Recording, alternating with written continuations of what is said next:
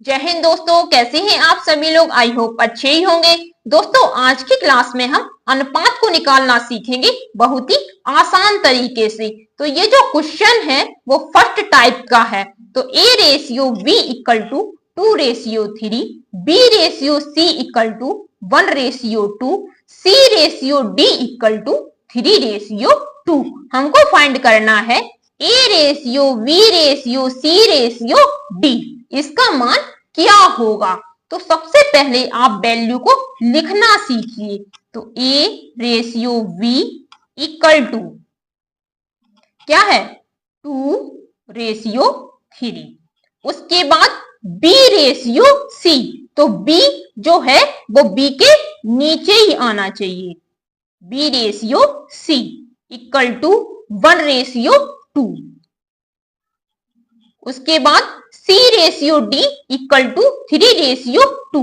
तो c के नीचे c आएगा और d इक्वल टू 3 रेशियो 2। क्या किया हमने, a रेशियो b का मान लिखा पहले, फिर b रेशियो c का मान लिखा, उसमें b के नीचे ही आना चाहिए। उसके बाद c रेशियो d का मान लिखा है तो c के नीचे ही आना चाहिए। तो इस तरह से हमने वैल्यू को लिख लिया है। अब आप देखिए इसमें कॉलम खाली है, तो यहां पर रेशियो लगाइए। अब यहां पर 2 कॉलम खाली है, यहां पर 1 कॉलम, यहां पर भी 1, यहां पर 2 कॉलम खाली है। इनको फिल करना है। इनको फिल कैसे करेंगे, देखिए कॉलम के आगे कौन सी वैल्यू है 3, तो इसी 3 को हम यहां लिखेंगे और यहां लिखेंगे। यहां पर देखिए कॉलम के पास में कौन सी डिजिट है 1, तो इसी 1 को हम यहां लिखेंगे। कॉलम के पास में कौन सी डिजिट है 2, तो इसी 2 को हम यहां लिखेंगे। अब नीचे जो काम हमने इसमें किया है, वही काम हम इसमें करेंगे। तो देखिए कॉलम के पास में कौन सी डिजिट है, ये 3, तो इसी 3 को हम यहां लिखेंगे और यहां लिखेंगे। तो आपने देखा, तो इसमें क्या करना है, कॉलम के पास में जो सी डिजिट होती है वही डिजिट को हम यहां लिख देते हैं। तो देखिए कॉलम के पास में ऊपर 3 था तो हमने 3 रेशियो 3 लिख दिया। नीचे पास में 1 था तो हमने 1 लिख दिया। पीछे कॉलम के पास में 2 था तो हमने यहां पर 2 लिख दिया। नीचे कॉलम के पास में 3 था तो यहां पर 3 लिख दिया और यहां पर भी 3 लिख दिया। ये रूल्स होता है, जो भी डिजिट कॉलम के पास में होती है वही डिजिट को हम यहां लिखते हैं। अब सिंपली मल्टीप्लाई कर दीजिए।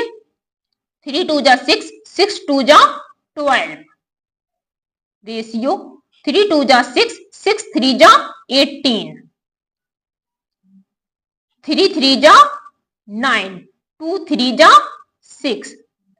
वैल्यू कट रही हो तो इसको काट दीजिए। तो 3 2 जा 6, 3 3 जा 9, 3 6 जा 18 और 3 4 जा 12। तो ये किसका मान निकल के आया, a ratio b ratio c ratio d, यही इसका मान होगा। जिस तरह से हमने इसको किया है बिल्कुल वैसे ही हम इसको सॉल्व करेंगे। a ratio v equal to 2 ratio 3। उसके बाद b रेशियो c, तो v के नीचे v आना चाहिए, 1 रेशियो 2। c रेशियो d, तो c के नीचे c आना चाहिए, 3 रेशियो 2। अब इसमें 2 कॉलम खाली है, इसमें 1 कॉलम खाली है, यहां पर भी 1 कॉलम खाली है, यहां पर भी 1 कॉलम खाली है।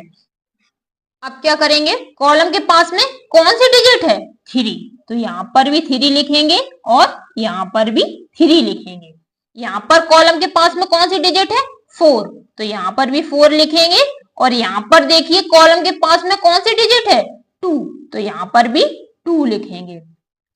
नीचे आइए, कॉलम के पास में कौन सी डिजिट है? 3, तो यहाँ पर भी 3 और यहाँ पर भी 3। एक और कॉलम होता तो वहां पर भी हम 3 लिखते। मतलब क्या करना होता है, हमें कॉलम के पास में डिजिट देखनी होती है। कॉलम के पास में जौन सी डिजिट होती है वही डिजिट को हम लिख देते हैं। तो कॉलम के पास में 3 था तो हमने यहाँ पर 3 लिख दिया। यहाँ पर कॉलम के पास में 4 था तो यहाँ पर 4 लिख दिया, और यहाँ पर कॉलम के पास में क्या था? 2, तो यहाँ पर 2 लिख दिया। नीचे देखिए, कॉलम के पास में क्या है? 3, तो यहाँ पर भी हमने 3 लिख दिया और यहाँ पर भी 3 लिख दिया। अगर एक और कॉलम होता तो वहां पर भी हम 3 लिख देते। अब A ratio B ratio C ratio D, इनका आपस में मल्टीप्लाई, तो 3 2 जा 6, 6 2 जा 12, रेशियो 3 2 जा 6, 6 3 जा 18, रेशियो 3 3 जा 9, 9 4 जा 36, रेशियो 4 2 जा 8, 8 3 जा 24। अगर कुछ कट रहा है तो इसको काट दीजिए। तो देखिए 2 की टेबल से कट रही है वैल्यू 12, 18, 9 और 6। अभी भी कट रही है वैल्यू, तो इसको और काट दीजिए। 3 की टेबल से कट रही है तो 3 4 जा 12, 3 6 जा 18, 3 3 जा 9 और 3 2 जा 6।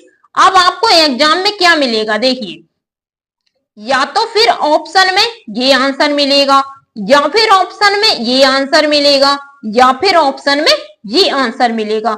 कोई सा आंसर मिल सकता है। इस तरह से A ratio B ratio C ratio D को निकालते हैं। अब हम इस क्वेश्चन को सॉल्व करेंगे। तो इसमें क्या करना होगा? सबसे पहले इसको शॉर्ट फॉर्म में बना लेते हैं। ये देखिए भिन्न के रूप में है तो इसको शॉर्ट फॉर्म में बना लेंगे। तो 3 का मल्टीप्लाई 1 में होगा तो 3 1 जा 3, 2 का मल्टीप्लाई 1 में होगा तो 2 1 जा 2। इसी तरह से नीचे 1 का मल्टीप्लाई 3 में होगा, 3 1 जा 3, 2 का मल्टीप्लाई 4 में होगा तो 2 4 जा 8। आप देखिए A रेशियो B का मान 3 रेशियो 2 और B रेशियो C का मान 3 रेशियो 8 मिल गया है। तो इसको हम आराम से कर लेंगे।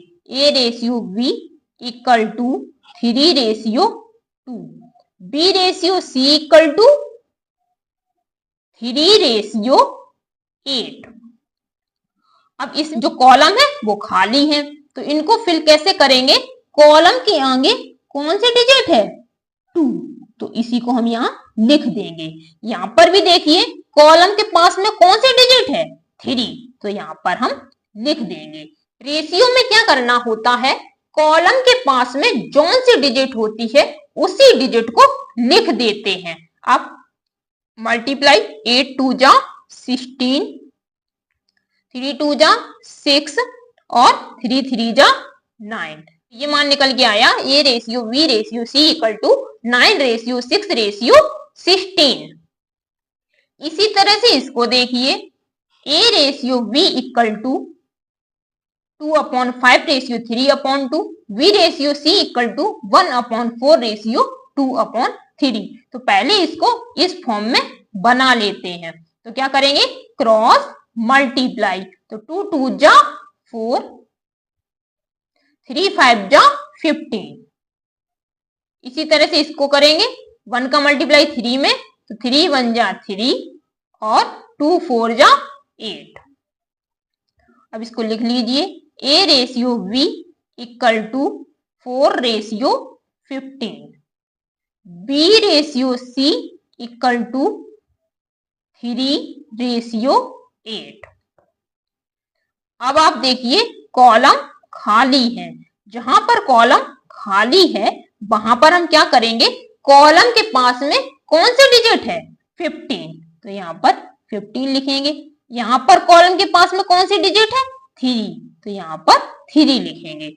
अब सिंपली मल्टीप्लाई कर दीजिए तो 15 8 120, 15 तिया 45, 4 तिया 12, ये किसका मान निकल के आया, A ratio B ratio C।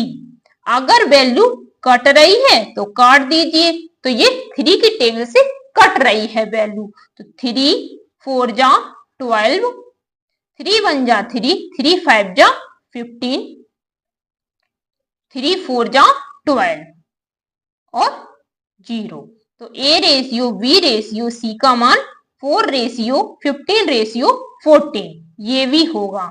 अब आपको आंसर कौन सा लगाना है, ऑप्शन के अकॉर्डिंग। अगर ये आंसर है तो इसको लगा दीजिए, और अगर ये आंसर नहीं है तो काट के इसको लगा दीजिए।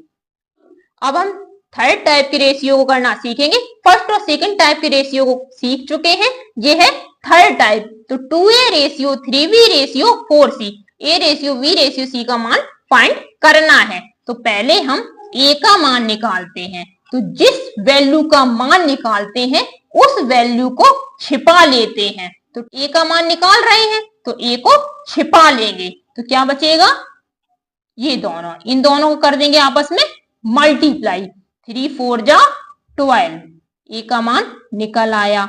अब निकालेंगे हम B का मान, तो B को छिपा लेंगे, इन दोनों का आपस में कर देंगे मल्टीप्लाई,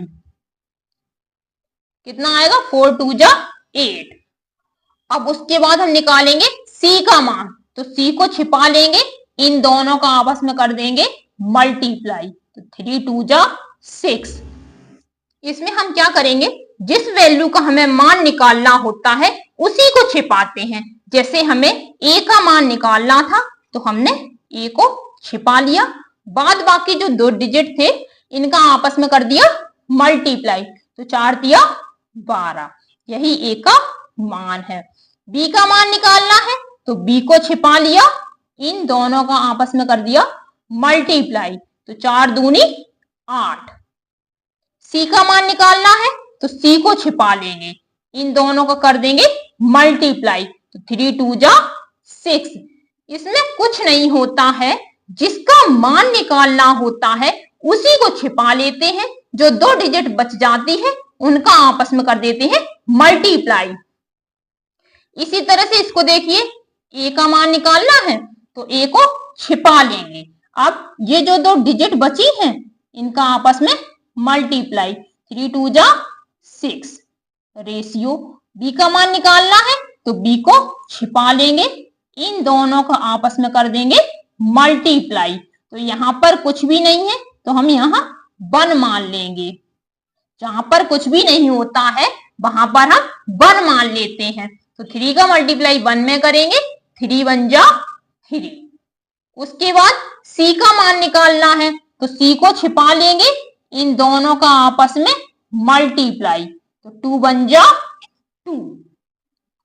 जिस वैल्यू का मान निकालना होता है सिंपली उसको छिपा लेते हैं, बाद बाकी जो 2 डिजिट होती हैं उनका आपस में मल्टीप्लाई कर देते हैं।